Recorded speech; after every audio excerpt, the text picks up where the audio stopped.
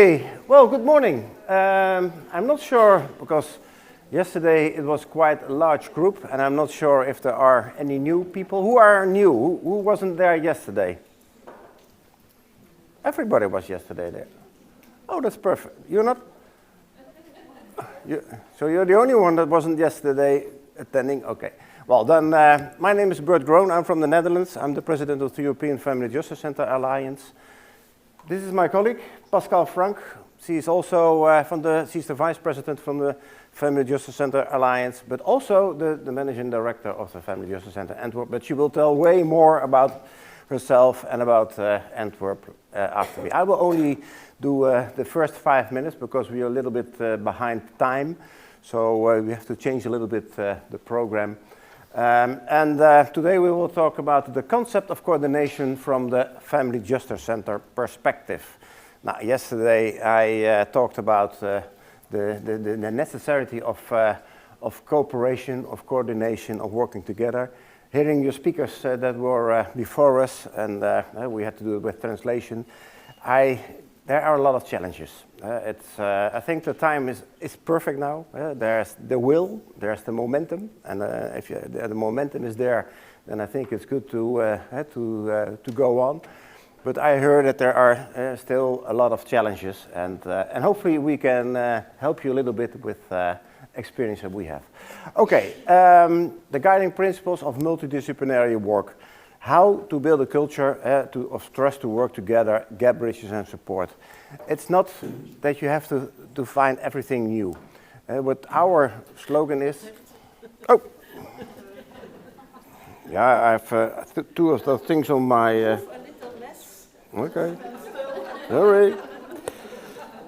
It's a lesson that we learned from the founders of the Family Justice Center. It's okay. It's a lesson that we learned from the founders of the Family Justice Center model, Casey Gwynn and Gil Streck. They are from San Diego.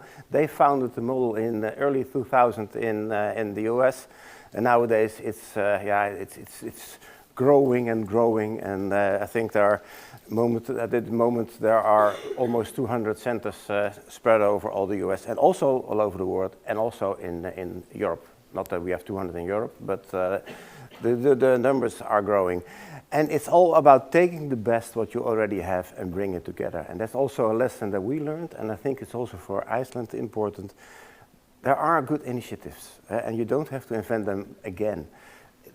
Take them and bring them together. And that's, I think, the most crucial lesson we learned. Don't do anything from scratch, because use already what is existing and what is working. And also, and that's the core principle of the Family Justice Center model, the survivors, victim survivors, are in the middle. Survivors should not have to adapt to what is offered by the service providers or systems. It's about placing them in the middle. And yesterday I showed you the slide with the number of places victim survivors have to go to seek help. Well, that's not good.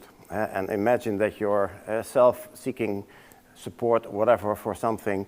If you have to go from place to place to place to place, that doesn't work. And then at a certain moment you think, come on, I'm quitting. And that's also what is happening with survivors. If they go from place to place and tell their story over and over again, at a certain moment they say, no, I don't have the energy anymore to do that. Okay, the Family Justice Center model, it's not rocket science, I always say. It's the one-stop shop principle, the co-location of multidisciplinary team of professionals who work together under one roof and to help and support victims of domestic violence, gender-based violence, sexual violence, and their families. And it's not something coming into place of all existing services. They stay there. That was in the beginning when we started the project in Europe. We noticed that some organizations were afraid that, okay, now they are taking us over. No, absolutely not. And Pascale will tell way more about how the Family Justice Center in Antwerp works. But it starts from collaboration, cooperation between the existing services. And we have guiding principles. The guiding principles in the way are our Bible. And the first one, and yesterday I expressed it many times, safety always comes first. It is always about safety. and it's victim-centered. It means that you have the victims to put them in the middle and promote them autonomy and focus on empowerment. And what I yesterday forgot to tell is that when you work on cooperation, when you work on development of cooperation, I said there is a responsibility of the government, of all professionals, but also use victims, use the voice of survivors, because they can tell, as no one else, if we are doing the thing right or wrong. So that's crucially important. Use voices, use their voices, and involve them in your, let's say, development, implementation. I can't say it too much, but they know exactly what they need. And we as professionals, I think the only question we have to ask, how can I help you? What can I do to support you? And I think that's crucially important. Okay, I won't mention that all because time is running out. It's also about offender accountability. Offenders are always accountable for their actions. We have to work with offenders, we have to work with perpetrators, but they always are they're always responsible for the actions. No matter what happened in their youth, it's not an excuse. You can understand sometimes why they became perpetrators, but the thing is that they always are accountable for the actions. Okay, that's my part, because otherwise Pascale gets nervous and never. She looks at me. Come on, go on. Now we have to switch the mics.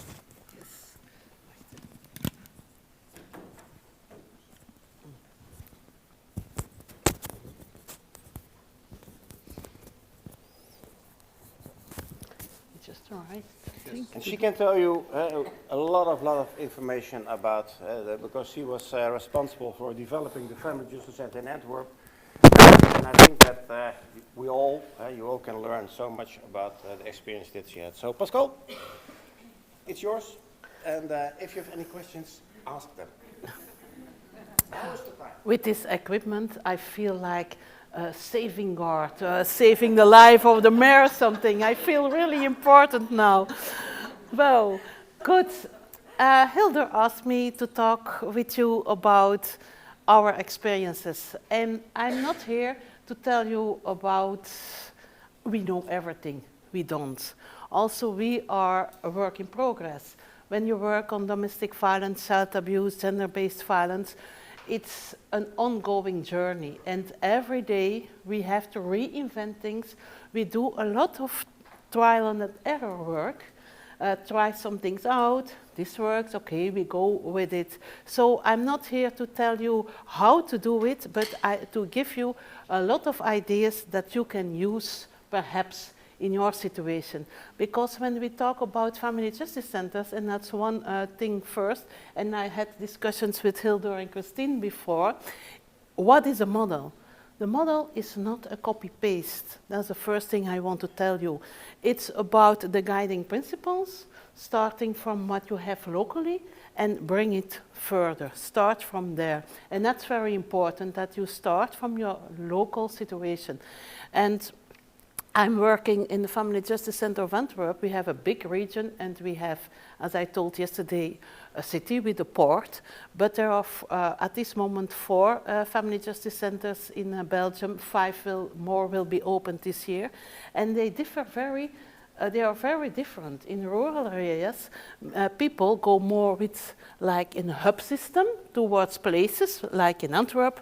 We have a lot of services we can combine. So also for Iceland, think in this model, how can we adapt? And that's what I want to try to bring today. I will tell a little about how we do it, to give perhaps ideas. Perhaps you pick 1, 2, 3, 4 things out of it that you say that we can use here on our floor. And I will also go into, I listened very carefully, thanks to the interpreter, and I put some other things that were discussed yesterday. And I thought, okay, I can tell about this and that. Please interrupt me if I'm not clear, and please ask me questions wherever you want. So I take you quickly to the Family Justice Center of Antwerp, and you see all the services that are involved. We didn't start with that much people. We are now 12 years open, and we started with 13 persons. At this moment, I have 73 cooperators, and 10 more will start this year. How come? In the beginning, most of the services, what's important that the Family Justice Center don't have people on the pay list itself. They all detached from their organization. For example, the prosecutor's office has 2 criminologists specific for us. They have access to all files and all departments of justice. So they are our connection between the Family Justice Center, the youth judge, the family judge, every judge you think about. So they make this connection, and they have access to all information. Really important. Another example is that the Center for Social Care has 4 teams detached to the Family Justice Center. The crisis team, 24/24 crisis, looking for shelter. In the beginning, they were not at our floor, but the crisis team told us we have so many cases and we have to invent very quickly what to do with them. And some of them need more than we can offer. Can we come in the center? And they did. In the beginning, I was a little afraid because we work also on long term, and crisis takes a huge amount of attention, we thought, but it worked vice versa. The crisis team came in and could really do their work, have quick access to other services, so they could do their job better, and they needed us less. So being on the floor gives also the quick access, not less a waiting list, very quick working together. The service, another example is the Child Advocacy Center, the Barnahus. We have a kind of like center. There have 35 people working. 7 of them are on the Family Justice Center. So we can really make connection what we do on child abuse and what we do on partner violence, because in the most cases of partner violence, we know from research and our own experience, in the most cases, almost 90% of the cases of partner violence, children are also direct victim of the violence. They also deal in the violence in several ways, not only witnessing, but also direct violence. So we have to take that in account. In the beginning, it was split, child abuse, partner violence. But as the dynamics go the same in a family, you have to combine your work. I will tell more later about work with children. So that to begin with, what do we offer? At this moment, we started small. We started with you see the high-risk team. That was, we often say we have a big house now, but at first we had 1 room that we really invented good and furnished, to say so, and that was a high-risk team. We started with a high-risk team with very high-level cases where there is a lot of escalation, where we need police justice, where we have to have intensive action. At this moment, the high-risk team takes about 10% of the cases coming in. These are cases where we really work very closely with police justice. They are unsafe, and we have to work on a lot of life domains. 10% in quantity, but they take more of our time because they are so severe. But more and more, we could also foresee the other rooms in the Family Justice Center. And now we are, in the first place, an expertise center. In Antwerp, to have an idea, we have, like, in all the region, 4,000 police officers. We have, like, 25 prosecutors involved. We have a lot of doctors. We have a lot of social care workers, some hundreds.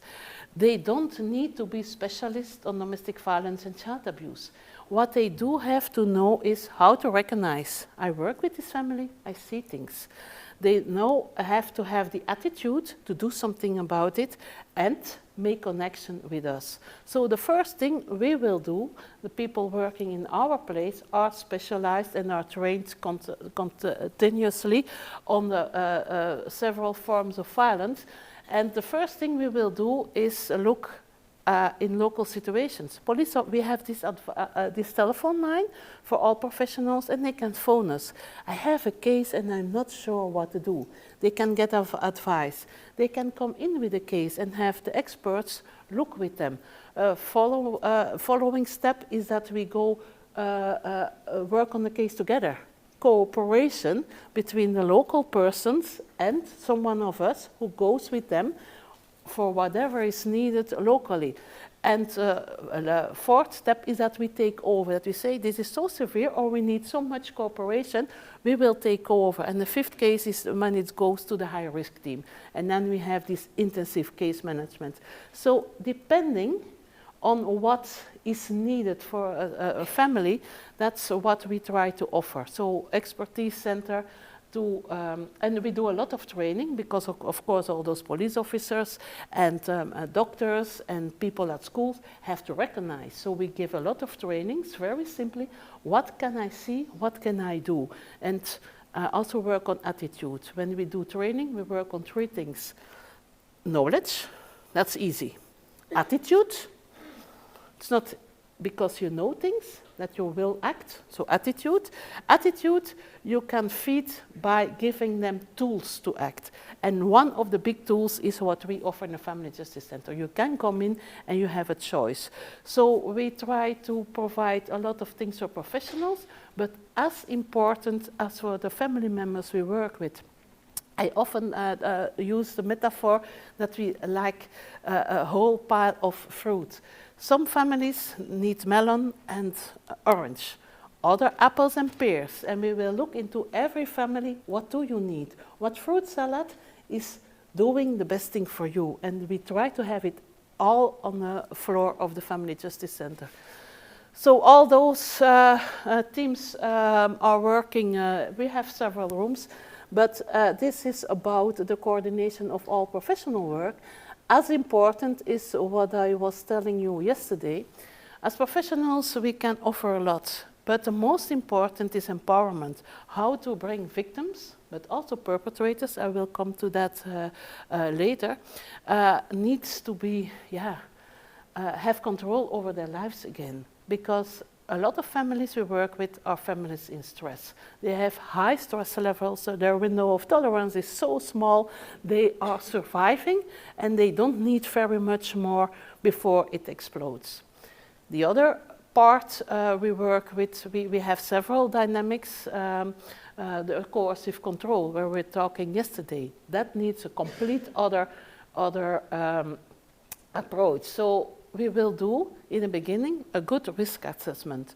What are we talking about? Families in stress, coercive control, and the things Jane Monckton was talking of, and in coercive control and in intimate terror between family members, we need police and justice in a complete different way than in families in stress.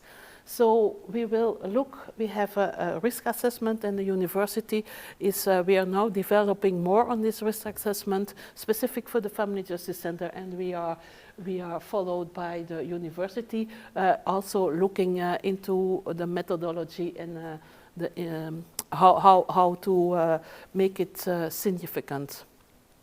But as important, as I tell you, is the hope and empowerment.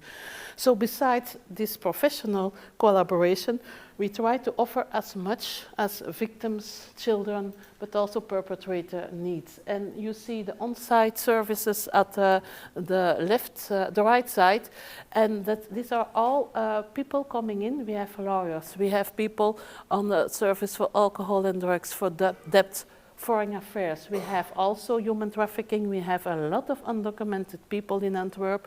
So they are in a very, poor position. And we need all those specialists, and they do like voluntary work. They are at our floor for several hours a week, and victims, but also the professionals, can make an appointment and have time with the lawyer to see into the divorce case, or what's happening with the children, or make, when there are debts, make an appointment with the service for debts, and they will look into and give people tools to overcome their own problems, of course supported by us, by my colleagues. At the other side, as important are, Bert already told, peer group support. We have volunteers, the buddies behind the door, we call them. They are people who help you. You know, when you have been in a lot of trauma and you are socially isolated, it's sometimes very difficult, for example, to go to court. People are afraid. When you have a buddy, a volunteer who goes with you, it's a support. Or they help you when you cannot read or write. We have a lot of people who cannot read or write, who don't speak the language. Or you get some money from community and you have to look for your own apartment. When you have to do it on your own, it can be difficult. So this voluntary work is very important to have back a social environment that supports you. We do self-defense courses, not a fighting thing, but again, learning to have your boundaries. When I come very close to you, you will do that way. We see a lot of victims don't do that. They just stand there. They are learned, certainly, when they have trauma from childhood, and we learn them to say, whoa, whoa, this is my space. But when we do that, we see enormous emotions coming up because they are not learned anymore to have their own space, to protect themselves. So that's also important. Working on yoga, mindfulness, self-care courses, I told you yesterday, having your hair done, your nails done, be a little proud of yourself is also important. Housing support, you talked about it also in Antwerp, that's difficult. Parent group, where is the parent group about? This is a very safe group. A lot of parents know that their children really had an impact of the violence, but they will minimize it because otherwise you tell yourself, I'm a bad mother, I'm a bad father. If you realize, and there is this Dutch research that showed that children are witnessing or experiences 70 incidents of physical violence when after referral to the centers a year. That's more than once a week. But as mother or as father, if you tell yourself, oh, I've done that to my children, that's, yeah, you feel ashamed, you will minimize it. In this group, we will talk about it, we will bring it in the open, we will have a floor for people to feel relief, to talk about it, and then take the next steps. How can I make it safe again for my children? What do they need? So that's also important. And we have this, we work, I will talk about work with perpetrators. We work with mental health center is on our floor for the work with perpetrators. We have group and individual therapy, but we have this whole low threshold group for people, and we don't even call it a group for perpetrators, we call it for people who make it unsafe at home. A lot of, when you give words where people can recognize themselves in, they are more likely to go with you. And this is pre-therapeutic, and we try to have people inside to tell, yeah, sometimes I get so mad, or I'm so afraid that she's going away, and to have these first steps in talking about what's happening inside so we can proceed to go to next steps in to really work on the dynamics. We have this group very lately, now for 1 year, and I see it for some perpetrators, women and men, it makes a difference. A very important thing, and we are really working on that for the next future, is a community building.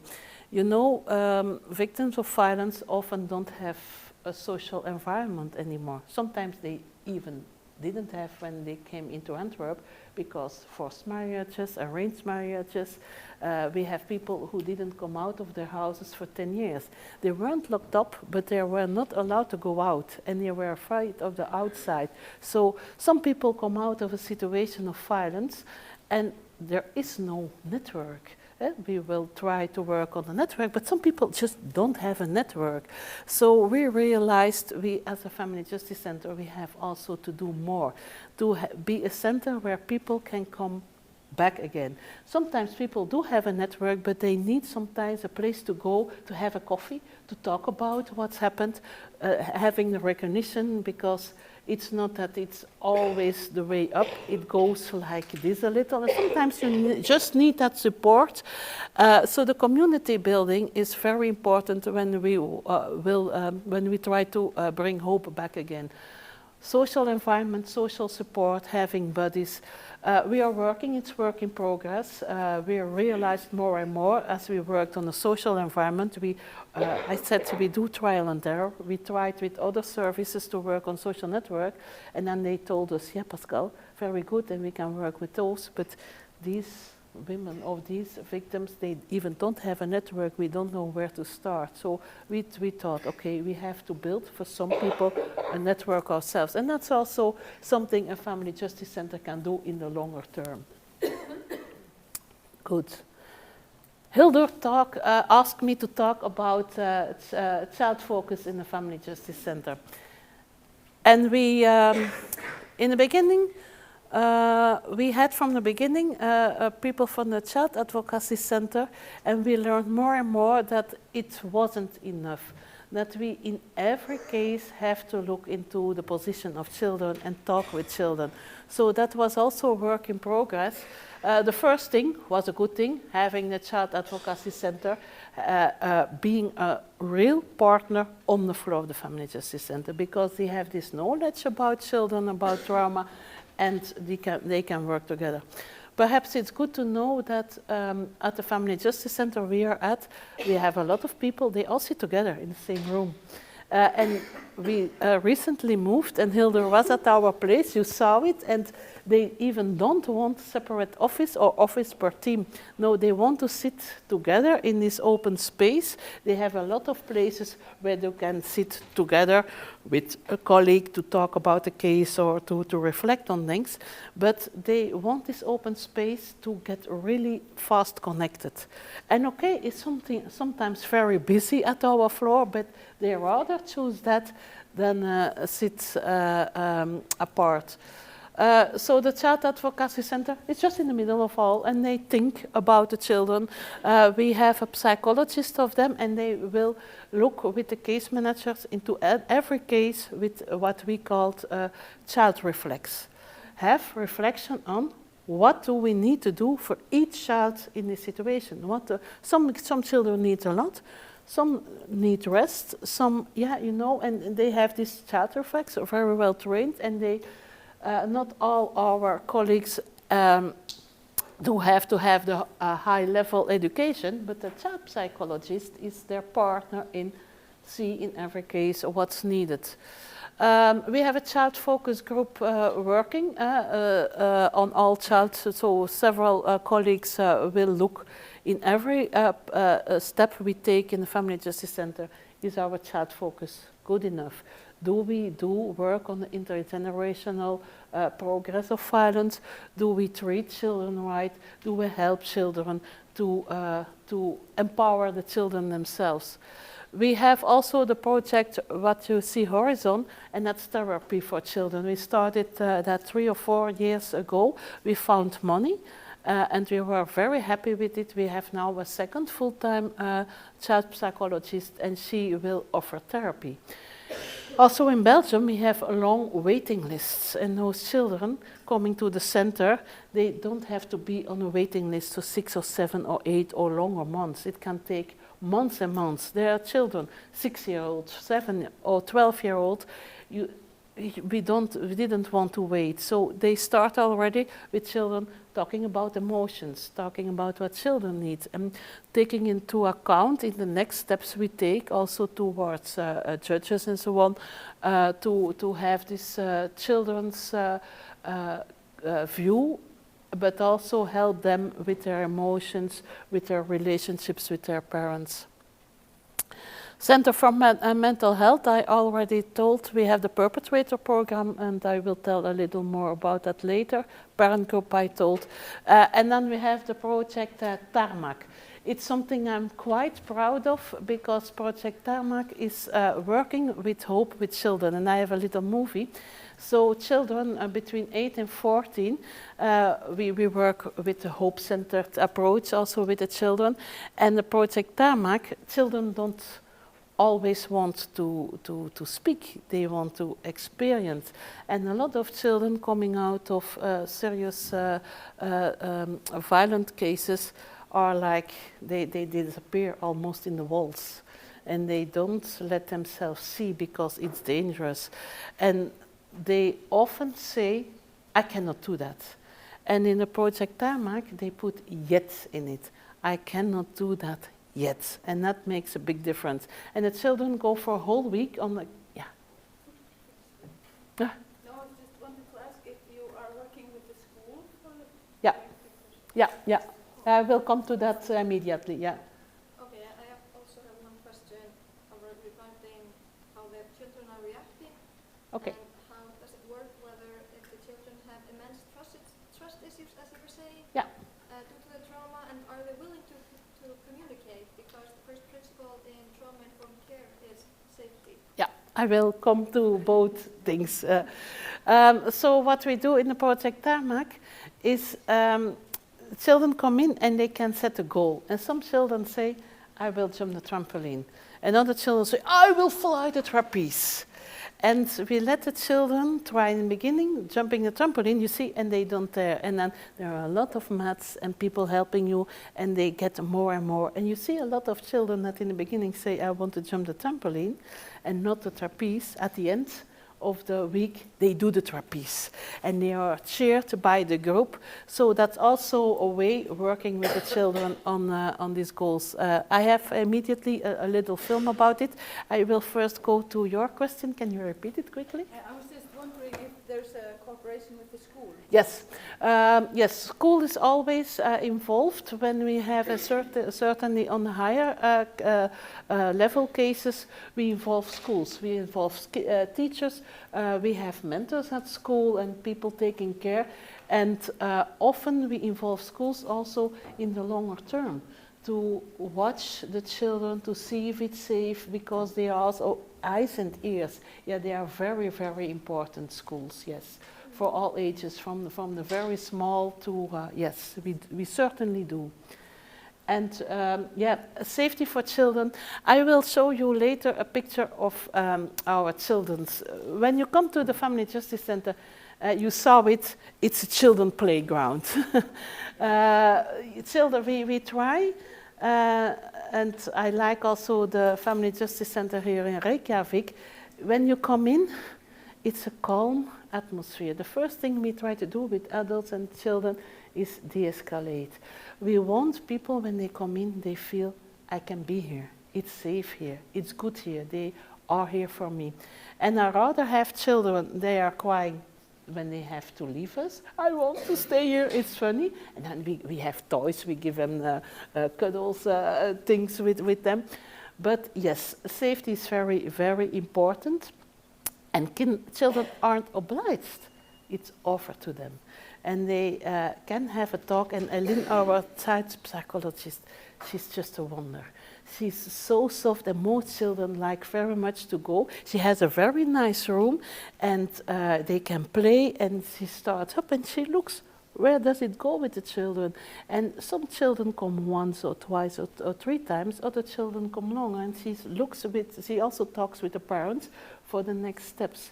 Of course we do that when safety is installed, was Bert already told, when it's really going hard in the families. We have first to take, of course, measurements. Sometimes you need a shelter, or we have the perpetrator out of the house. But yes. So we try to have this very child-friendly environment where children feel at home. And for example, we have one room, it's very clear and open at our place. We don't work with cameras, we don't have red buttons, because then we want to show people you're safe here. And when you have cameras and buttons, it's like, okay, it's safe, but why all those things? So we work with social control. Our colleagues are not allowed to have, in the evening, conversations with clients alone on the center. So we always see it's social control, people being around. And when you hear sometimes, okay, emotions heat up, and then you come in and you ask, everything okay? Or do you need a cookie or a cup of coffee? Just that kind of thing, and that works. And also with children can show their emotions, they can be whoever they are, and we try, sometimes it's little steps, sometimes you can proceed. And of course we see children where we see they need more than we can offer, but then we will refer and work together with the Center of Mental Health. They have this, but it's step up. Did I answer your question? Yeah. I will try if I can put on a little movie.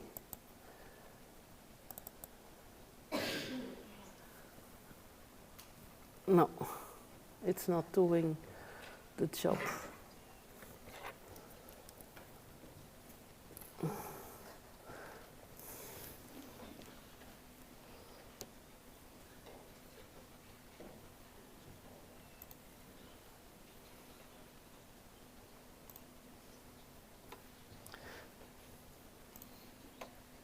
It's not showing on the screen. Ah.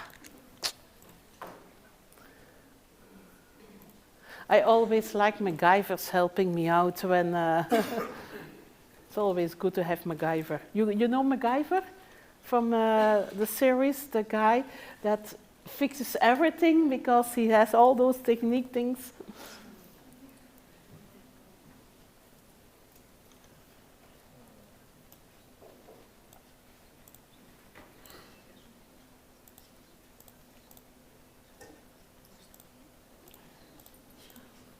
So while we are waiting, so I was telling that we have, it's very clear light, and we have also a room with a glass ones, a glass wall, and the children's playground is beside it. So there is eye contact between children and parents, but the children don't hear what's happening. This helps mothers to feel, okay, they see the children, they are playing well, but also the children are far more at peace. They see their mothers, they are playing. In a former location, we didn't have that. And then we felt the children were, where's mommy? And also mummies, when they hear their children, they are not focused again anymore on, so having this eye contact, children playing here, mother sitting at the other side of the glass wall, helps really very good, and it's very popular now. We have several rooms where we can do that. I think I asked something very difficult with the movie.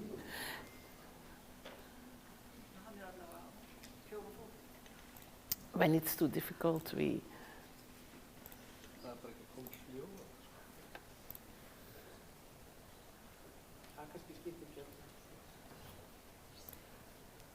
This movie isn't so important, but later we have a movie starring some people from Iceland, and that I really want to show, so we will find out. Looking at the time, still okay. Are there any questions in the meantime for Pascale? Yeah. No.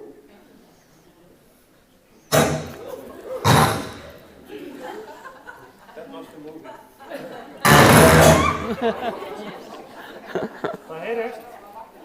That's to be sure you're awake.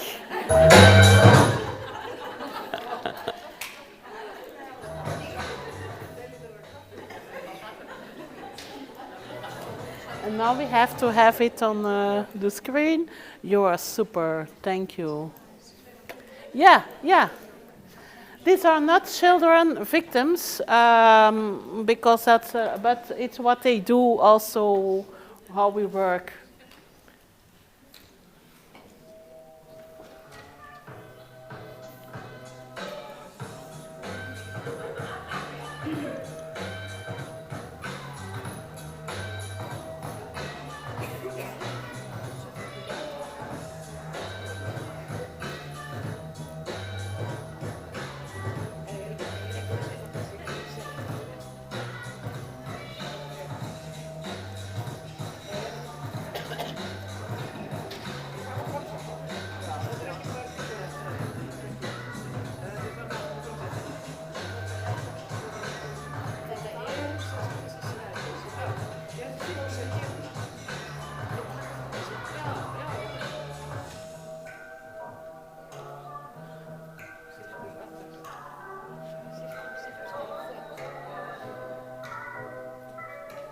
So, what I want to say with this, think out of the box when you look at... That's out of the box thinking. So think out of the box when you think about partners at the Family Justice Center. You can find them in several places. So we got to the circus school because one of our case managers changed job after 10 years, and he went to work at the circus school. And I was thinking, Joris, can't we work together? And he said, yes, perhaps we can do something with hope. And that's a result. And the children, yeah, you see them cheering. You see, it really has an impact on children. And so that's my advice to you. Think out of the box when you think about partnerships. They can offer you amazing things. And I'm always so happy when I look back and hear about how it went with the children. And it's also a very nice way. It doesn't always have to be heavy and talking about. It can also be, and that's what hope theory does a lot. Could I ask one question? Yes? With partners like this, with the circus or whatever, do you usually pay for the services? Or it's a project. I'm very good. I'm very, very, very good at begging.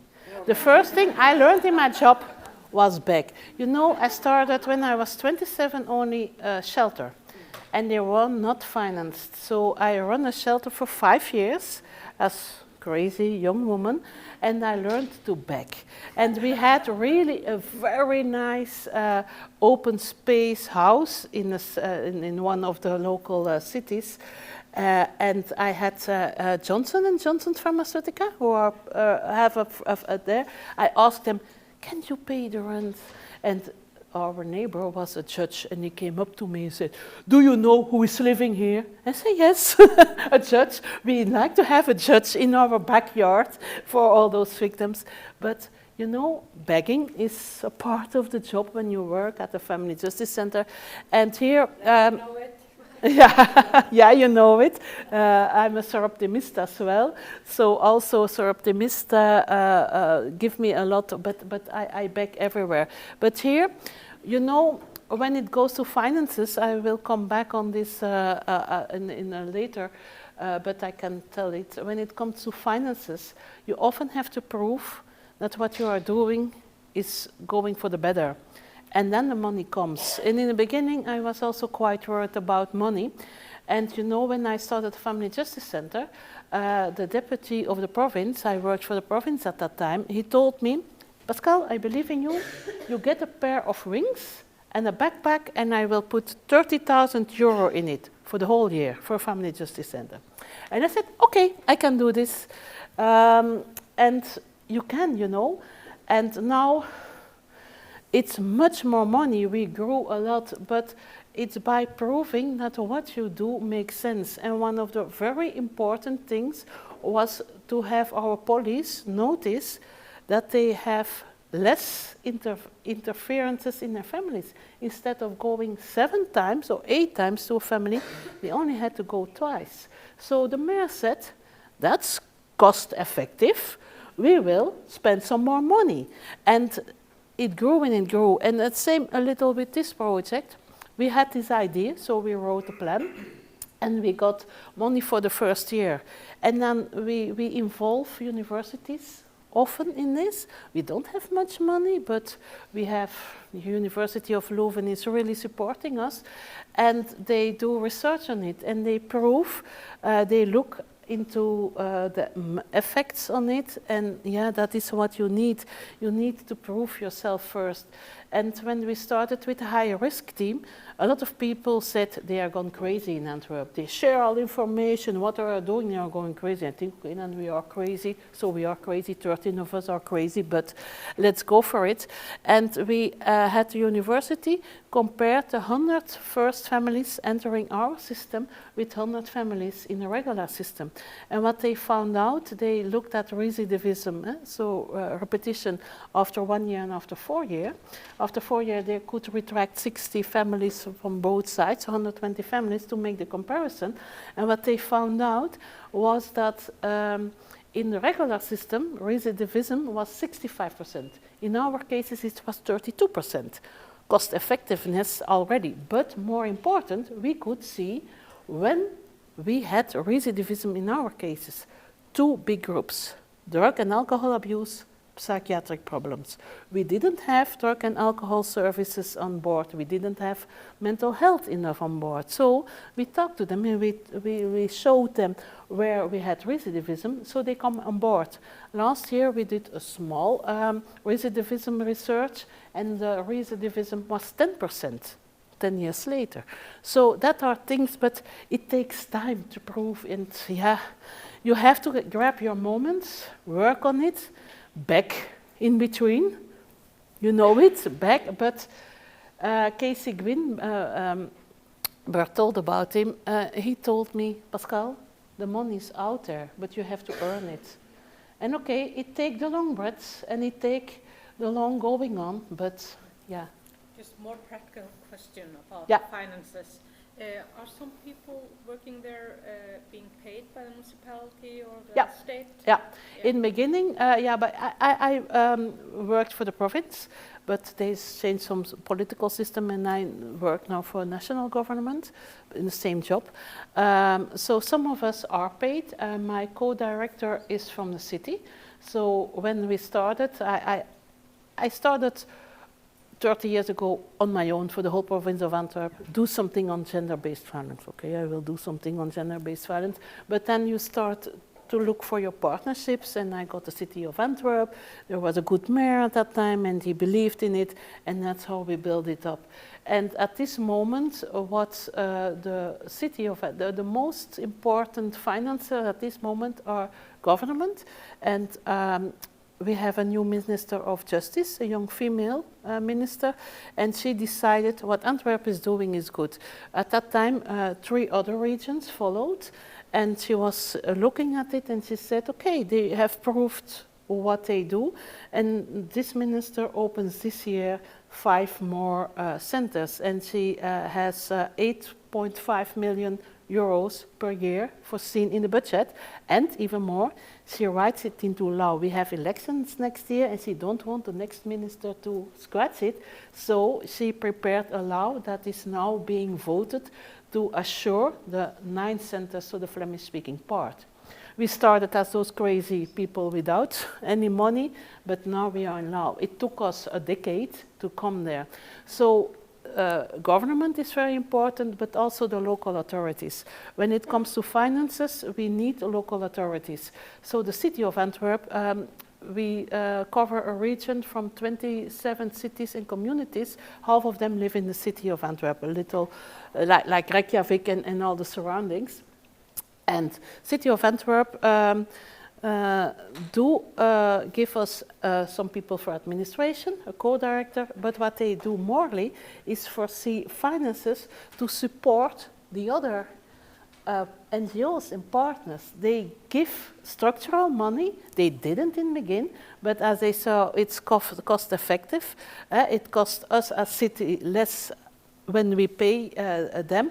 So at the beginning, the Center of Social Affairs had 1 person. They could deliver, they could detach, but with the money of the city, they now have 7.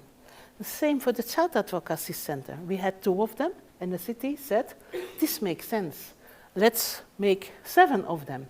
So and that's very important how you as local or national authorities can support the NGOs doing their work. It's not, and sometimes I have to fight with the policymakers. They say, we take over. No, don't do that.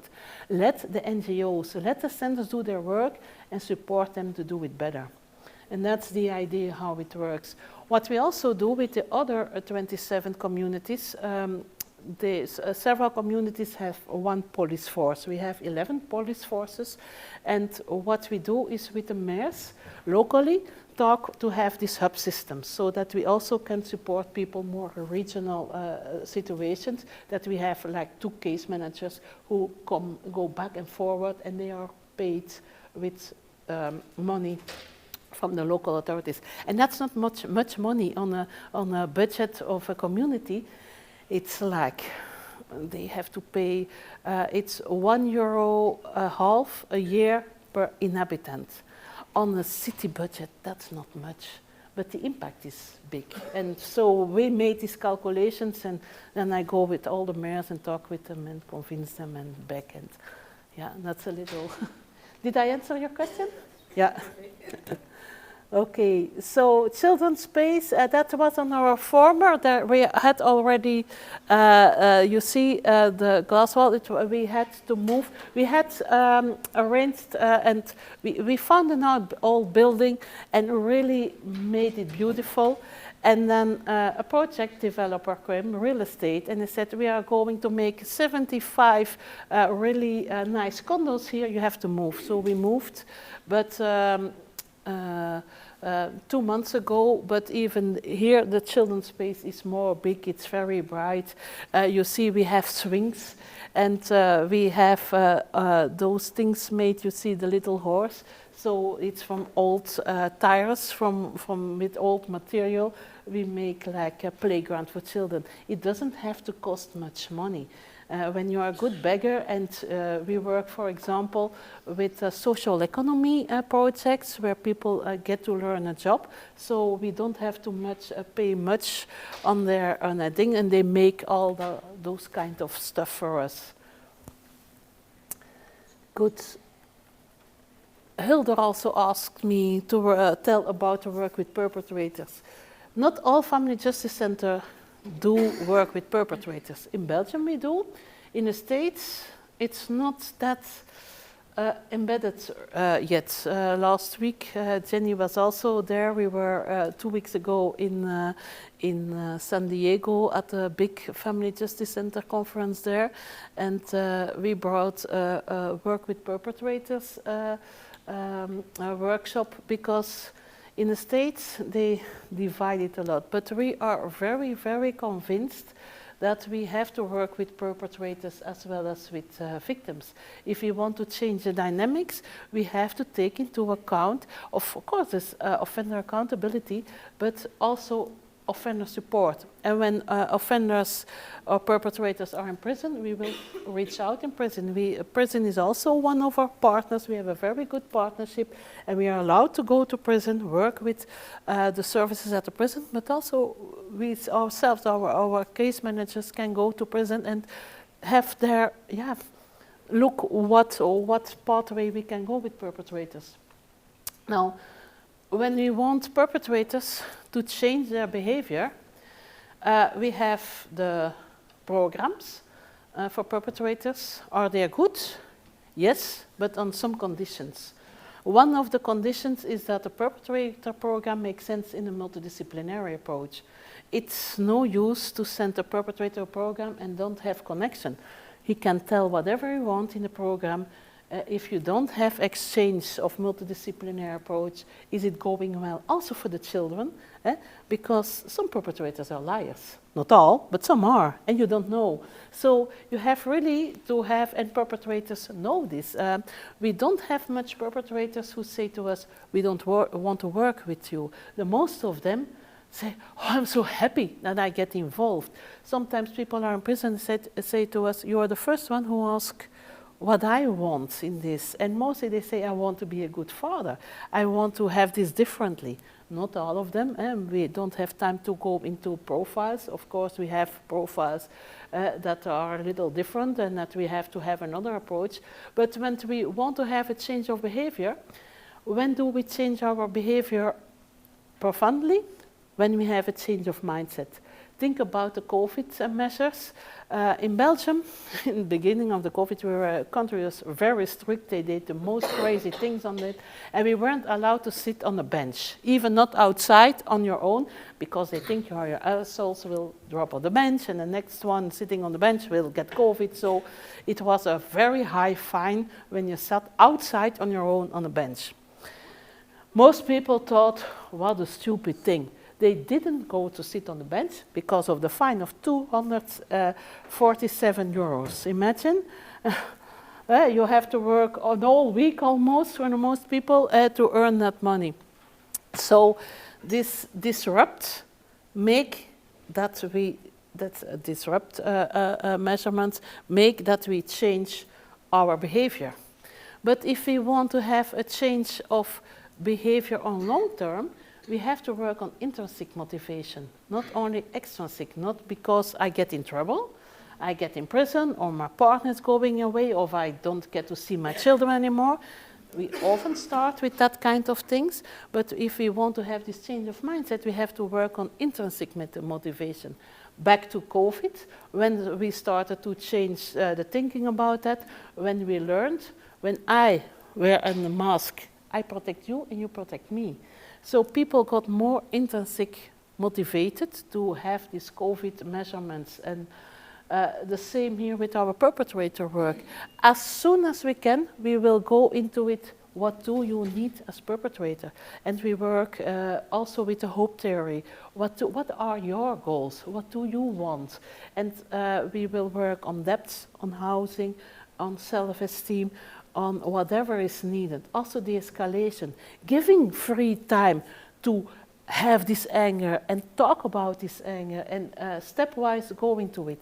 We never decide for a couple if they should divorce or stay together. Because when we decide for them, we do the same as perpetrators. Tell you what you have to do.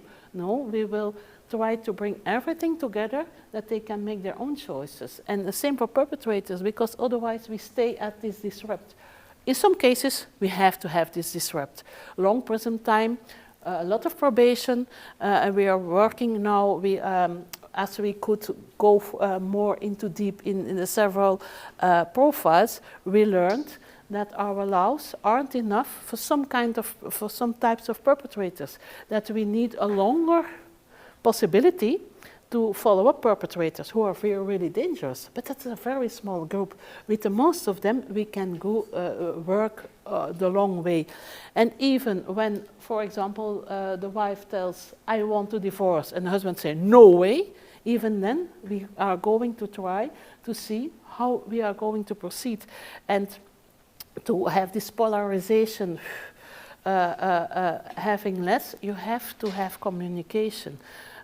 You have to work with all partners, also with the children. So change of mindset, yes, but also to go as soon as possible from disrupt to support. Sometimes we need a lot of safety measurements. In many cases, we start with that and try to work on that further. And we had a new law on that since almost 3 years. We have a new restraining order. And it works very well in the Family Justice Center of Antwerp. The restraining order is for the whole country, and only in Antwerp we have it combined with intensive case management. And the restraining order starts with police. Police comes into a situation, and they don't have to be criminal acts. The threats or the escalation, when police see, oh, this is going wrong, they can contact the prosecutor, and they will give a banning order for 15 days. But directly also someone takes contact with all family members and will look into the situation. It's not that they are 14 days on their own, but we will start to work with that.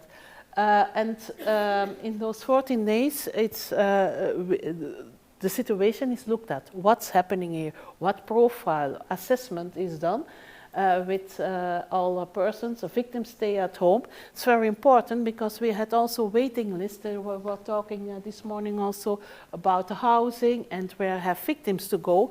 But even worse, where had children to go. We had children dragged out of their complete context, their schools, to go to the other side of the country because there was no place in Antwerp. That's often the case. So rather have the perpetrator of the house with a lot of attention for the position of the children. After 15 days, there is prolongation possible by the family court, and that happens often, because often they see there is a lot of dynamics, a lot of problems. So we have these intensive case managers, and they take a central role, and they go really into deep with all the family members, also with the perpetrator. And we see those perpetrators at the Family Justice Center because we have a good connection with them, and it's safe to have them there. We are based at two stocks, so we can easily go from one place to the other. And we see, as we work directly on the time of escalation, start intensive case management very quickly, that we have very good success. It's one of the new projects. I really see the benefits of it for victims and perpetrators and their children. We work on all underlying problems and stress factors, on trauma from youth with perpetrators or victims, on housing, on debts, on drug, alcohol, because we have everything on the floor we can combine. I told you about the fruit basket, the fruit salad we make, and a specific attention for the children. So our children's psychologists will look also into this. And there is an aftercare program for 3 months. When people are not in the restraining order anymore, we don't stop. We prolong at least with 3 months. Is the job of intensive care management, is it assigned to the centers by law? We started. It's another thing of the begging, and but now they are. Now they will put it in law, the intensive case management, because we again.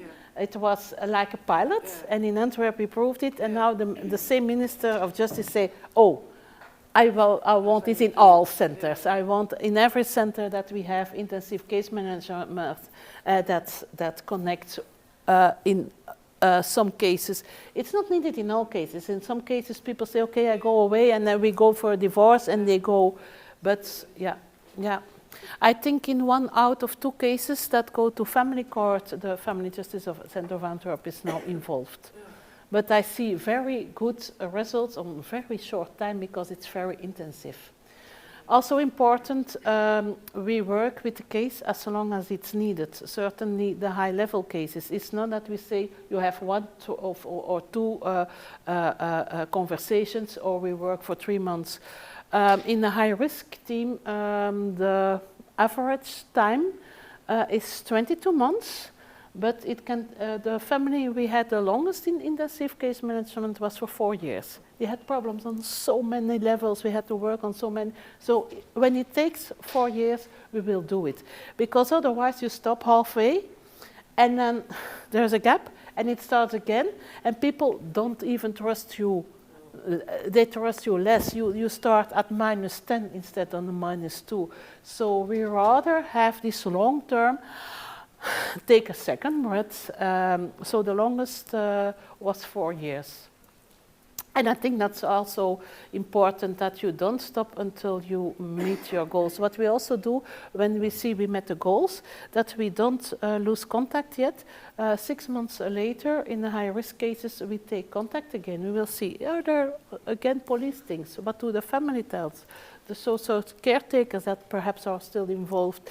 And we close only a case 6 months later when we see it's still okay. When it's not okay, we start over. So trying to hold grip and not, and to lower the threshold for people to come again also. Sometimes they say, "Oh, well, we can manage it," and then it gets difficult again. So we want them to have the experience, I can come back. It's not that they say, "Oh, are you there again?" No, holding the door wide open is also for perpetrators is very important. Something I'm happy about is that we have a new Belgian law since 2 years, and all judges, and I give a part of the training, I can tell you they were very in the beginning, are obliged to have a 3 or 5 day training on gender-based violence, sexual violence, and domestic violence. And 3 days for the judges who don't have much contact with victims, like they are on financial affairs, on a higher appeal, and they are even the worst because I don't see victims, why should I know as judge? But I think, yeah, you see victims. If you work on financial affairs, you see victims, but you don't know. And then I bring cases where victims are caught in the financial affair things because of the violence, and the judge taking measurements without knowing what's the background. The other family court, you judges, all judges who come in contact with victims or perpetrators have this 5-day training. And what we try to do is to work on knowledge and attitudes, and again, behavior from the judges, that they learn to recognize and learn to look a little further. They look at this paper, boof, and they make their decision, not taking into account what it does mean for victims and of violence and their children. So now all judges are trained. We had a high-level program, did a lot of trainings, and we start to see the effects of it. If they only take 10 or 20% of what we tell in these 5 days, it already makes a difference. And what we see is that it's working on the culture between judges. You know, they start talk about it, and certainly the younger judges are thinking, yeah, they are right. And you know, it's trying to influence culture of judges and getting judges involved, because the judges were still like that. So I'm very happy with that law. Although it took a lot of work, but we are happy that our Minister of Justice took that part.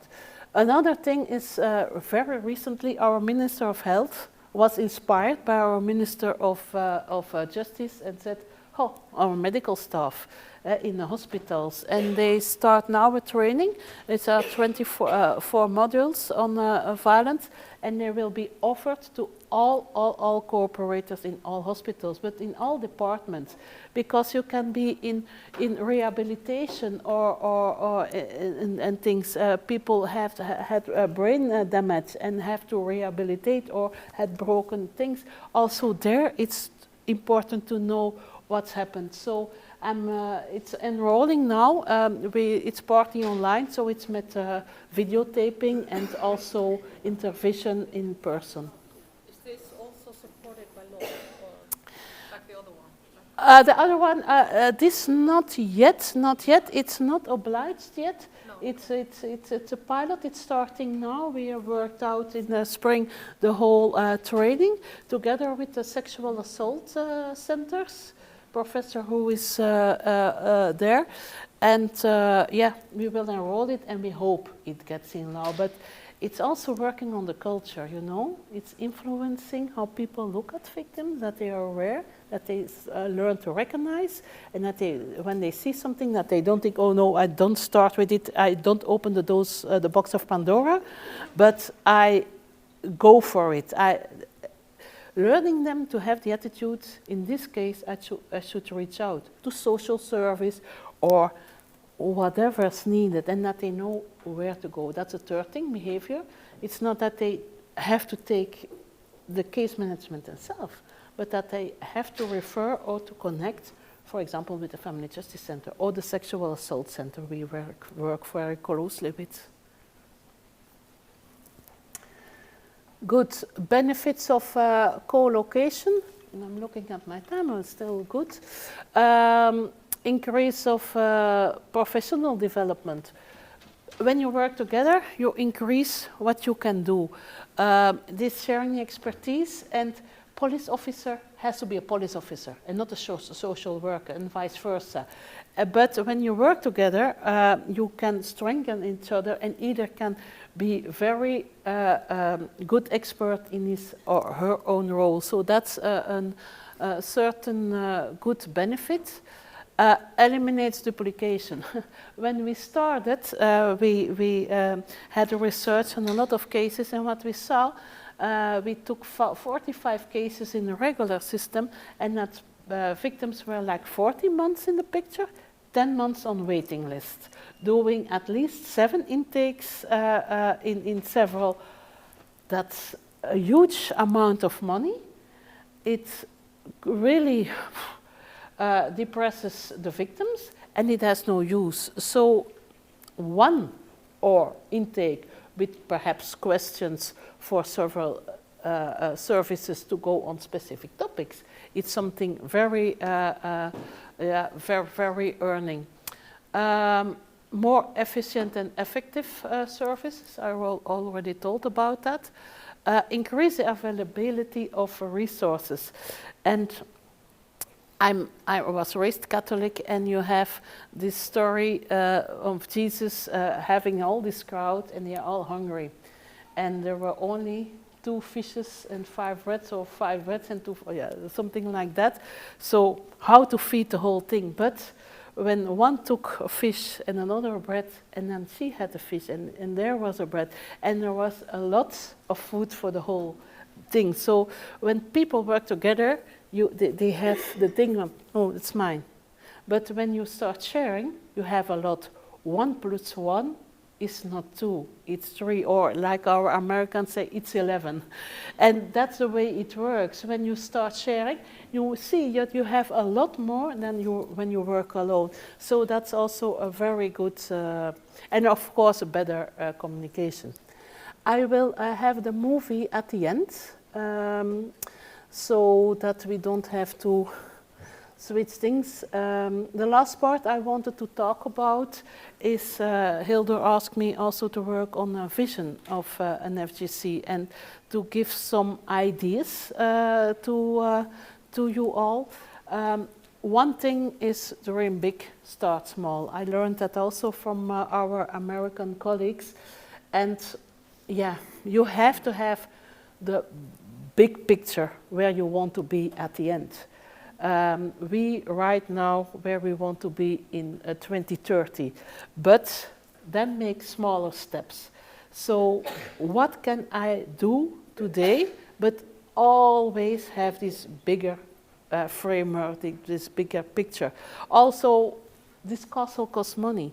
You don't have the money yet, but when you start making the steps, the money will come. I learned it. We also learned it in the European context. Bert and I worked for many, many years voluntary on the Family Justice Center Alliance. We were like 2 crazy nuts doing both a full-time job and thinking we have to have this network because, you know, when you only stare at your own situation, you don't learn nothing. I learn a lot from everything I see. I take a lot with me to my own team, but we did it for almost 7, 8 years without any money. And then we got granted, not much, but enough to do it more relaxed. So, yeah, you will build the castle, but it takes time. Can you help with the movie? Oh, we do it at the end. It's at the end. I will do the movie at the end. Okay. Yeah. Second, no copy paste. Don't think I have to copy what other regions or other countries are doing. Start from your mission vision. Start from this idea, bringing everything together, what works well. Make it better and bridge from there the gaps. Start from that. And that means that you have to start from the local situation and the local resources you have. And when you start with the believers. When we started in Antwerp, some parties weren't interested. Youth Care said, we do that. Pascale, where do I come from? I said, okay, good, but we start. So we started with this intensive case management in the high-risk teams, and after 2-3 months, one of the teams of the Youth Care came, one of the cooperators. I have such a difficult case, I don't know what to do with it. I said, okay, come to us. So we helped him very much, and he went to his team. Oh, I'm so relieved. The Family Justice Center, what they did. So that team brought in the next week 2 cases. And we helped them, and they felt the benefits of working together. And now Youth Care is our biggest deliverer. So it took a year, and of course the direction, the board was like, but yeah, the cooperators on the field, our mouth-to-mouth thing. So start with people who believe. Don't start with people who trap the brake, because then your train won't ride. You can tell, we have next stations. Perhaps you get up in another station on our train, but that's also very important, not to get exhausted in the beginning. Great things are never done by one person, they are done by a team. Steve Jobs said it, and most of them have some Apple things, so. But working together is the core. It's all about building this team. And that's why our team also chose to have this one big location thing, not walls, having walls between them. You know, so whiteboards. So I thought we make it a little cozier, and I put whiteboards between several places. And Pascale, we don't want those whiteboards. I cannot see the other one sitting. I say, you can't see. No, I want them. Yeah. So. That's a real big thing in the culture, because what's a family justice center about? It's about building the culture. It's not about the building. Of course, a nice building is fine, but when you don't have it, it's starting with the collaboration, with building a culture where you trust each other, where you support each other, and when you are air under each other's wings. And that's the main thing. That's my job. That's my job. Look for a good culture, so that my team can thrive, that they can believe in what they're doing, that they feel supported, that they also feel that they can fail, that they sometimes say, oh, I'm exhausted, that there is room for that they feel, okay, but we are going to do this together. And Hilde was at our place. You spoke with several of my team members, and they all tell, I like to work at the Family Justice Center. I feel good, embraced in my work. I feel that I can make a difference because we work together, and that's the bottom line of the culture you have to build. And it's an ongoing job. We take a lot of effort. We party a lot, also important when you work with these hard cases, but it's about having this culture of trust, culture of sharing, and it takes a lot of work, but it's nice work to do. Building culture is also to have the common vision, mission, and passion. So when we work in the Family Justice Center, we do a lot of vision work. Where are we going in the next steps? Talking about plans, and having also all the cooperators at our place can come up with plans, can come up with ideas. We will make room for it. So we have a very democratic way of working. And in the beginning, like the prosecutor's office, they are used that police officers go that way when they come in. And we said, everybody is the same here. For the prosecutors in the beginning it was a little like, but now they feel comfortable in it. So there is not, I'm not the boss either. My team often tease me, oh, there's a big boss, and they know that I jump on that, but you know, there is not a boss. Everyone has his role, and that's also important. So having the vision worked out together, everyone's role is as important. From youth care, mental health care, police officer, you name it, they all have their role in it, and it's all as important. Of course, culture, it's the baseline of your organization, but it's also about creating and sustaining your structure.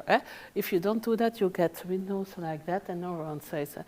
So organize your cooperation.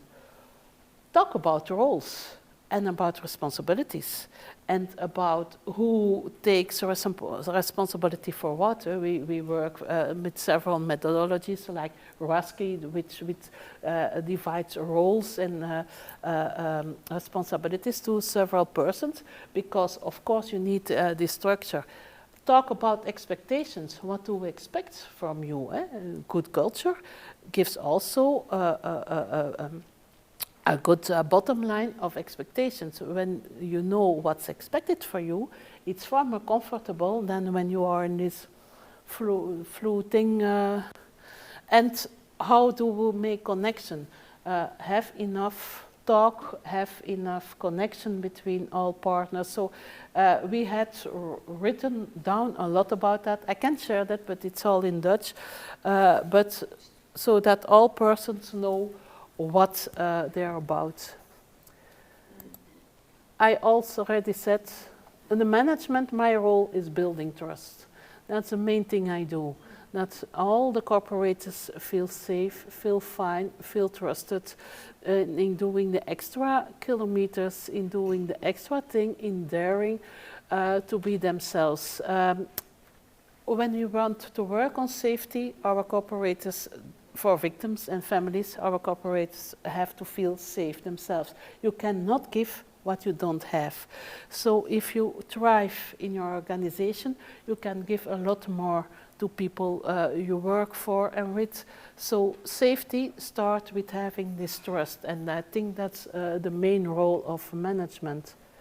Of course, communication. Management and corporation needs crystal clear, open and positive communication.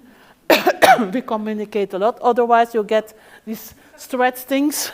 I find this picture very well explaining what it's about, but also speak the same language. And it sounds easy, but when we started, we had the prosecutors, police officers, social care, youth care, mental health, and for example, the definition of safety differs very much. Our prosecutor said, when I don't see police files anymore, it's safe. And our youth worker said, if my child where I work for doesn't complain, what the parents do, it's their case. And a social worker said to me, said in the conversation, when the victim always have the idea to have to look over her shoulder unless there's nothing happened for 5 or 6 years, it's not safe. So even on that language level, you have to speak the same language. You have to define together with the whole team when it's safe, when do we meet our goals, when do we have enough trust. Really, really worked on those definitions, explore together where were boundaries, where was connection, and where were gaps we had to bridge. Another thing is the output. Output, it's not about numbers. We often ask, how many people do you see in a center? How many families do you help? And I say, yeah, it depends. Some people come for the self-defense course. That's a part of our job. Some are in a restraining order team. And what do we compare? I can tell you how many people come here and it doesn't say anything about our work. Some people come for 2 or 1 advice at lawyers and can go on. Other ones are 4 years in intensive case management. Do I have to count 1 + 1? But it doesn't say anything. So when you have the output, it's about the people. And for me, what's important in output of a family justice center is what the victims and the perpetrators tells us. Are they helped or not? Is what we offer, was it worth to go with it? And when they tell us, yeah, I'm really helped, look at me, I can go on with my life, that's our output. So I struggle with ministers, I struggle with people where I beg because they want numbers, but I always try to tell, numbers don't say anything in these cases. I can prove with the same numbers, right or wrong. I can prove black and white with the same numbers. It depends how you take them. I can tell you a lot of experiences. And of course we have some numbers. For example, a case manager in intensive case management only has maximum 15 families at the same time. Then it's really, their bucket is really full. And then comes our minister, she said, yeah, Pascale, very good, but let's try to raise it to 25. And I say, no, because we are, I'm in a dispute with our minister. She's a kind of mad at me because I don't want to raise, yeah, but I give you some more case managers and they will see lighter cases, they don't take that much time. And I say it doesn't work that way, because there are still many cases that needs also attention that are also high level, and they don't need less time. And it's not because the violence isn't that hard, that there is not the dynamics you have to put in. So this linear thinking doesn't work. Okay, it's sometimes fighting, and I know it's on camera, so I hope you don't send it to my minister, but that's some discussion we have at this moment. For me, what counts is that people, when they come out of the Family Justice Center, when children go on, that they feel safe, that they have hope, that they have control over their lives again, and that's what matters. Have you got some kind of measuring? Yeah, we do that. We do that, of course, and we have our year reports, and I can bring them, but they are in Dutch. But we can see how. Yeah, of course. But we look at each part separately. What is the output here? And of course, there are some numbers in it, but an overall number in a Family Justice Center. But like a questionnaire you send out, Oh yeah. We, when we stop cases, we have 3 questions for the victims and the perpetrators. You question them. Yeah. In the beginning and. In the beginning we have conversation with all family members, and at the end we ask them 3 questions: Are you helped? What was helpful, and what didn't work for you? So we learn out of it. Yeah, that's the output. Yeah, quite. Do it very simple. Not have to. And you know, when you are 3 years been in a Family Justice Center and it's quiet for 6 months, you don't want to have this whole questionnaire. You just don't want to tell, oh yes, I was helped, or no, your job wasn't that good, look, or I feel still depressed. So that we learn out of that. That's very important. Yeah. Think out of the box, creativity. I like creativity because it gives people wings, both in collaboration, so that all people, and also there come sometimes people from outside and they say, oh, we want to join with the Family Justice Center, we have an idea. And in the most creative ideas comes sometimes to look at a project Tarmac with the Circle School is something like that, in vision and management, and you have to dare to change your vision and management when you come, think out of the box and see, okay, we have to have some other way at some times, and also on case level. Again, the fruit basket, also on case level, not one thing fits all. It's always custom-made work. Finances I talked about. We made a poster about the 10 steps, so you can print it. It's also on our website. It's the 10 steps in how to build the Family Justice Center, and mostly I talked about. The main results and advantages are, you see them. I don't have to read them all. I have just time enough for the movie, so I'm about at the end of my my explanation. The main advantages speaks for themselves, and I'm going to ask to put on a movie. And we have the center here in Reykjavik starring in it. You will recognize several people.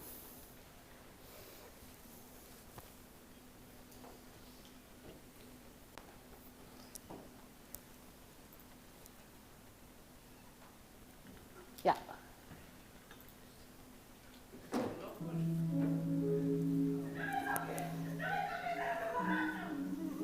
Vond je leuk? Via chatten heb ik hem leren kennen. بعد هو وراني واحد الوجه آخر ماشي هو الحقيقي الوجه ديالو. Well, he wasn't actually drinking whenever I left him. He was smoking cannabis. I wouldn't argue. It would be, you would just know it was in the bad mood, his temper. And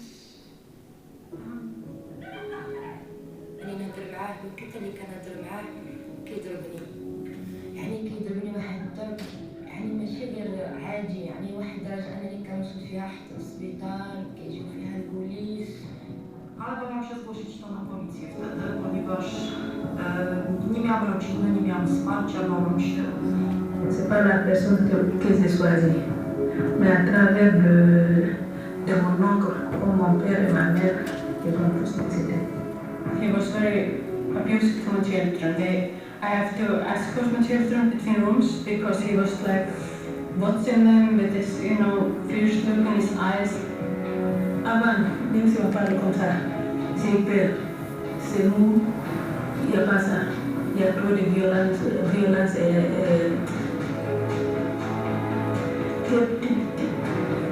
je ne suis pas courant à parler avec quelqu'un pour vous j'ai peur. Toen ik mijn neus wou verkopen, is ze helemaal gevlucht. En toen heeft hij mij een gemaal willen rijden.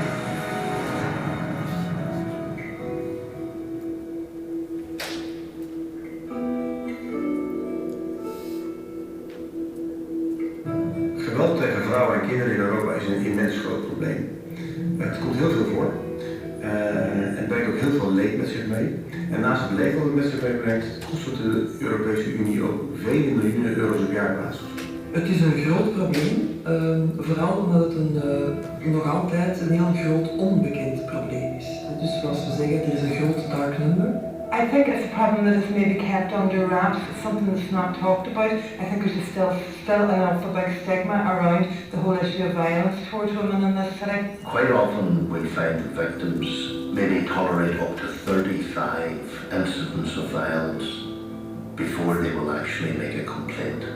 Silent is the best friend of the offender. Dat is toch wel vrij ernstig in onze moderne liberale samenleving, omdat zeker ook de kinderen dat voor een stuk gaan meenemen. Since I've become a judge, one of the things that has struck me are the similarities in the backgrounds of certain types of offender, which frequently result from exposure to domestic violence within the home at a young age. Hij ging met zijn knie op mijn keel zitten. En ik lag daar op de grond en ik hoorde de kinderen schreeuwen, mama, mama. Dat je zelf zwart voor de ogen ziet, dat je niet meer weet wat je moet doen. Ik had zo schrik, ik dacht die gaat mij ombrengen. En ik wou niet naar de politie gaan, maar mijn vriendin heeft me meegesleurd. Dat is mijn geluk geweest. It's not easy to start talking about this. And you have all kinds of feelings. You have shame and you have guilt and you have all these difficult feelings. Die meisten Personen, die in die Gewaltschutzambulanz kommen, haben akut sichtbare Verletzungen. Die haben Schmerzen, die stehen noch extrem unter Schock, die sind traumatisiert. Und in diesem Zustand ist es schwierig, durch die gesamte Stadt zu fahren und verschiedene Orte aufzusuchen und womöglich auch noch immer wieder anderen Leuten die gesamte Geschichte von vorne zu erzählen. Berlin ist eine riesige Stadt mit 3,5 Millionen Einwohnern. Es ist so, dass wir in Berlin ein sehr großes Hilfesystem haben. Es gibt 6 Frauenhäuser, 5 Beratungsstellen. Als je kijkt waar mensen allemaal naartoe moeten gaan als de geweld eenmaal aan het licht komt, dat is echt gek. Drop-out bij mensen is ook hoog om die reden. Als je al moe bent en gedeprimeerd bent en heel veel hebt meegemaakt, waar je eventueel ook nog een hoop schuld en schaamtegevoel rond hebt, en je moet je dan 27 keer verplaatsen naar diverse adressen in de stad, dan is het niet moeilijk dat je het opgeeft. Zeker als je dan nog wordt geconfronteerd met wachtlijsten of met niet aan elkaar aansluitende diensten. Er waren heel veel initiatieven. Ik heb dus op een kaartje gezet met heel veel bolletjes. Je krijgt daar eigenlijk zelfs niet op één voor blad. Krijg je dat eigenlijk niet meer. Ik denk dat er veel diensten nog vaak op een eilandje aan het werken waren en denken vanuit mijn eigen dienst zal ik het wel kunnen oplossen. I heard about the Family Justice Center concept. I think I heard about it in 2015, just vaguely. But I saw it for myself for the first time when I visited the UN Women Conference in New York in 2016. And we went for the conference and it was so inspirational. Het concept is voor de eerste keer uitgewerkt in San Diego in USA, Californië. En zij hebben dat model verder uitgezet, eerst in de States, maar daarna toch ook wel wereldwijd. Wij waren al lang met verschillende partners in Europa in contact, onder andere met Nederland, ook met Duitsland, Italië en zo verder. Is er een project uitgeschreven en we hebben dat project gehaald, waardoor we op dat moment op 6 plaatsen in Europa een family justice konden opzetten. Wij zijn daar in Antwerpen met 2 voeten ingesprongen en dit heeft ons een ongelooflijke boost gegeven om eigenlijk neer te zetten wat we vandaag een paar jaar later hier hebben. Je komt binnen zo'n centrum, alle voorzieningen die slachtoffers nodig hebben om uiteindelijk uit hun verschrikkelijke situatie om eruit te stappen, die zijn daar. One-stop shop. Ik vind het echt veel beter dan dat we tot dusver deden. Ich habe von Anfang an gedacht, das wäre perfekt. In der Medizin gibt es ja diesen Ansatz, immer alles zusammenzuziehen und unter ein Dach zu setzen, dass man so Exzellenzzentren hat. Und das Family Justice Center ist in meinen Augen genau das. Quand je suis arrivée dans ce département, j'ai été frappée par cette population si diverse et qui avait peut-être plus qu'une autre besoin d'un accompagnement. Et connaissant de par mon métier de gynécologue cette question des violences faites aux femmes, j'ai décidé de m'y former un petit peu plus. Et j'ai rencontré cette femme et ce projet absolument fantastique d'avoir un seul endroit, un seul point d'entrée pour les femmes victimes de violences où elles pourraient avoir un soutien de différents types sans être obligées à chaque fois de raconter de nouveau leur histoire. Et je dois reconnaître que ça n'a pas été facile. Déjà de convaincre que ce projet avait du sens parce que comme ça n'existait pas sous cette forme-là, les gens se disaient que le noce n'était pas utile. Sometimes there is this window of opportunity. And when we were discussing the visit with the Family Justice Center at an evening dinner which the Minister of Welfare invited us to, we had a very good discussion and everybody was happy with this and we had people coming from different sectors. There was this consensus at this dinner that this is something that we absolutely must have in Iceland. Het is natuurlijk wel juist een heel goed idee dat het van de partners zelf komt. Hè. Als er een enthousiasme bij de mensen zelf is, bij de diensten die er mee samenwerken, dan heeft dat veel meer kans op slagen.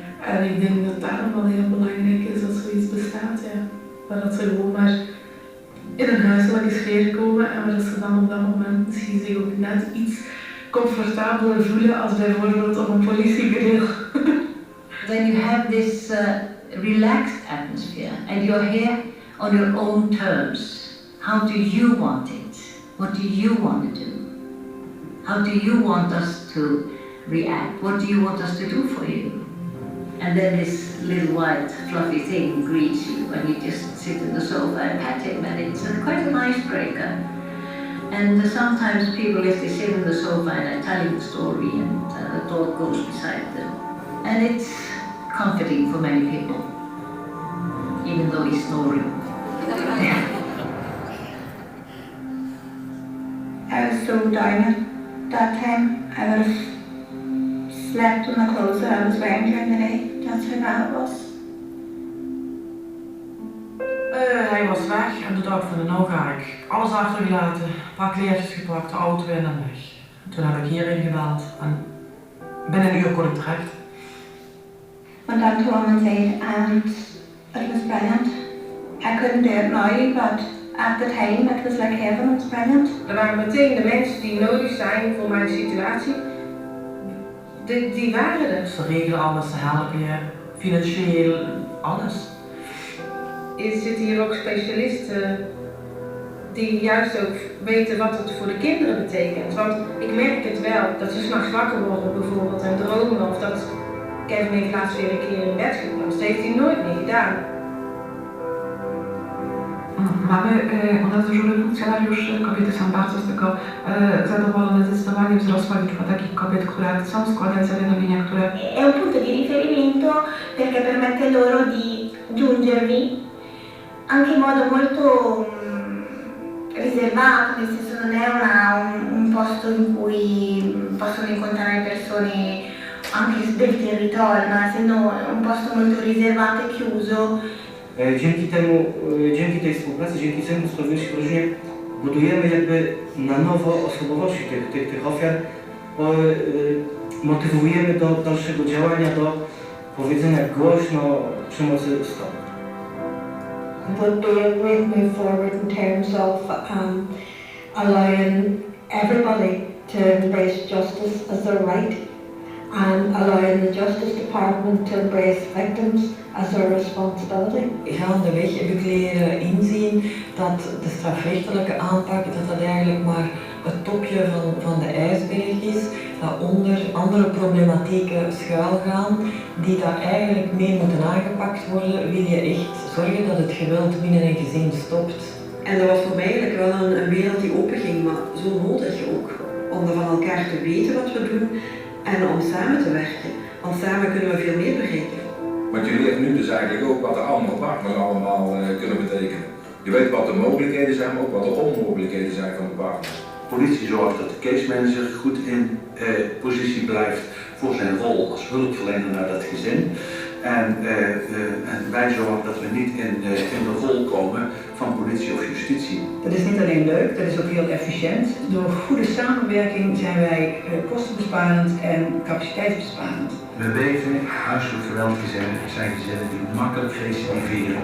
In Nederland zijn percentages tussen de 68 en 80% van recidive. We hebben gezien dat door de interventie en de behandeling die wij een jaar volhouden met deze mensen, is het aantal recidieven gedaald tot nog geen 10%. En we merken ook dat de mensen daarna veel minder zorg nodig hebben als de periode die ze hiervoor gehad hebben. Dat betekent voor de politie heel simpelweg dat ik minder capaciteit kwijt ben bij een huiselijke geweldzaak. En op die manier het zo specifiek mogelijk à la carte voor dat specifieke gezin gaan aanbieden. Het mooie van dit model is dat het toepasbaar is in alle landen. Wat je in Frankrijk, in Spanje, in Griekenland, in Slovenië of waar dan ook kan neerzetten. Ici en fait ça a été une sorte de pilote pour la France et donc maintenant on pourrait passer en tout cas sur le territoire français à la duplication, pas à l'identique, à adapter en fonction des territoires et des besoins, mais à avoir cette même approche qui est complètement centrée sur les besoins des femmes et qui répond au mieux. Gdzie każda komenda wojewódzka powinna brać udział w tworzeniu wspólnie z Fundacją Centrum Praw Kobiet, z innymi fundacjami, żeby tworzyć takie centra sprawiedliwości w rodzinie. Wat ik denk dat mijn droom is rond het Family Justice Center is dat wij een veel groter expertisebureau kunnen gaan worden, waar mensen ook kunnen inlopen rond allerlei zaken rond intrafamiliaal geweld, waar ze info kunnen halen, waar ze eventueel ook naar de dokter kunnen gaan, dat we veel sneller en veel degelijker op de situatie kunnen ingrijpen om op die manier mogelijk wel preventief te kunnen gaan werken. We bereiken momenteel 89 slachtoffers in onze lotgenotengroep. De lotgenotengroep die maandelijks doorgaan komen 15 tot 18 vrouwen. Heel mooi om te zien, je ziet echt wel dat de slachtoffers elkaar ondersteunen. Daar wordt ook wel gezegd door de slachtoffers, als ze elkaar verhaal horen, dan denken ze van of mijn probleem is niet zo erg als haar probleem. En dat versterkt ook wel. Het Family Justice Center model werkt. Dat hebben ze in Amerika ook aangetoond. Er zijn inmiddels meer dan 100 centra verspreid over de hele Verenigde Staten. En onderzoeken die ze daar gedaan hebben tonen ook aan dat het echt een effectief resultaat heeft. De ervaring die we in Europa opdeden is dat het wel geen copy-paste model is. Het is echt het model met zijn principes en werking gaan vertalen naar je eigen realiteit. Zo krijgt het model ook body. Well, we love our partnership with the European Family Justice Center Alliance. We have met so many wonderful partners from all over Europe. And each and every location that we have gone to, each and every country, we continue to learn more. Not one city, not one county, not one country has figured it out. No one has done it all perfectly, but we can learn from each other. And what we have learned from the European Alliance is really to take a holistic view at the family. My father said to me years ago, when I was leaving, my marriage was, did he hit you? Because I didn't really find anybody else to hit you, and I think that was a very strong message that came back to me at the time. And I think that's one of the things that women and men need to learn, that they are worth more than that, and that they can find the strength to walk away. Momenteel gaat het veel beter. Alle instanties rondom mij die zijn ingeschakeld. Ik ben terug mijn normale weg aan het gaan in het leven. Nous avons des femmes beaucoup aidé, beaucoup même. On y aide pour mes démarches violettes. كنقرا ولدي كيمشي للكريش الحمد لله كنقول نزيد نجتهد أكثر في نيدرلاندز. I'm so happy now because I'm free and I'm taking this experience and I'm going to use it for my benefit. I'm doing a master assignment in gender studies about women in this situation who are living abused men and how the system works and does not work in some cases, then hopefully make a good career out of it. I naprawdę bardzo się podniosłam psychicznie i fizycznie, po prostu czuję się mocniejsza. We nodigen dan ook iedereen uit die geïnteresseerd is in het model met ons contact op te nemen via onze website of via ons e-mailadres. En gezamenlijk te kijken van hoe we het model in de regio waar het om gaat weer kunnen gaan zetten. Want het gaat om samenwerking.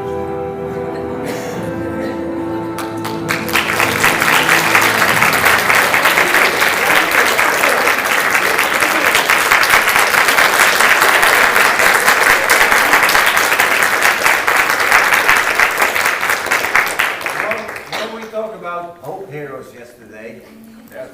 Yes. Absolutely.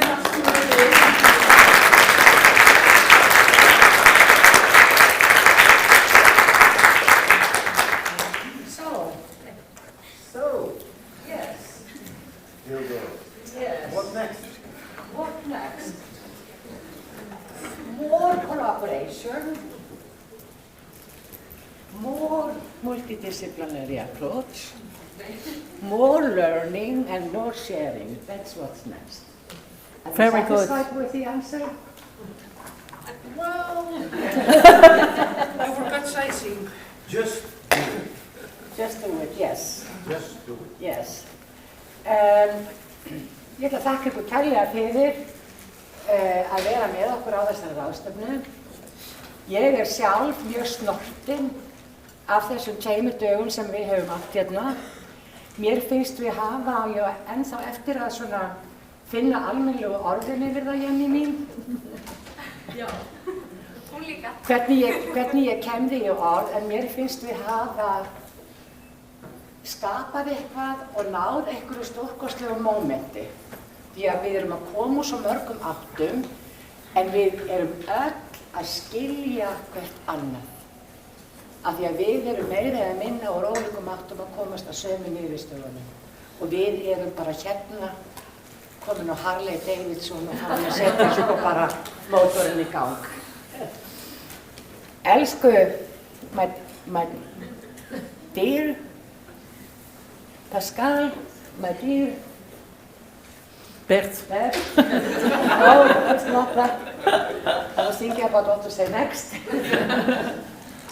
Thank you all for your unwavering support, which is a great resource to us here in Iceland and will continue to be so. Absolutely. I am so convinced of that. Absolutely. Thank you.